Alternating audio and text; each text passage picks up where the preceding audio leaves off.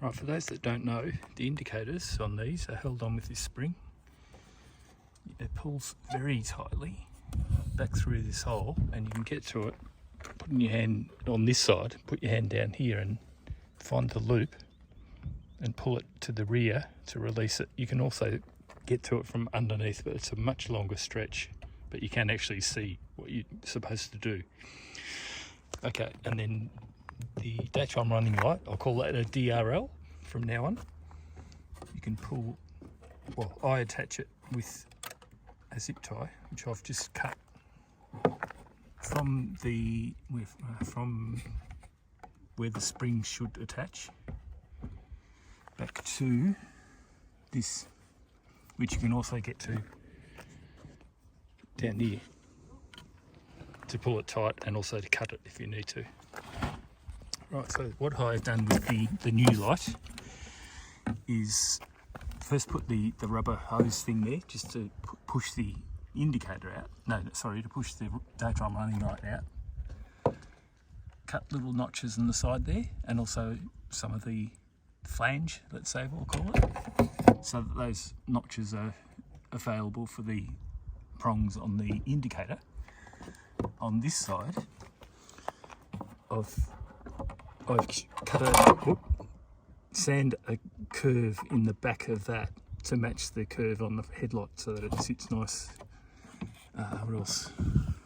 I heated the prongs on this side. I heated with a lighter and pulled them out towards the headlight so that they would go into these slots better, although I'm not sure if they're long enough to actually reach. Now, sanding wise, the top edge and the bottom edge, I found on my Australian one that needed a lot. On this one it didn't need too much to get it to actually be constrained enough that way to go back that way into the slot. But no cutting of stuff back in there. I think Mark had cut a lot more, maybe because his goes further back in because he doesn't use this, which is fine, but it does mean you get a gap. He had a gap, maybe a bit more like that, I think, or maybe it was on this side, I can't remember.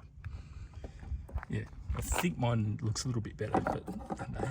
We're going to evolve. And as you can see, I've put, when you buy them, they usually come with new springs, which you don't need, although it's good to have a spare set for your indicators.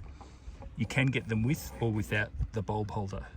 I would suggest get the bulb holder because then you can rig up some running lights, which are good. So, and the other thing I've done, where I've sanded or cut on the back of these, I've painted it with a Holtz model making paint that was like a chromy silvery colour, so that when you have these, the same on the indicator, I've painted on the back of that so that you can't see the cuts here. It's just obscured by the paint and it looks a bit more, it looks a bit better.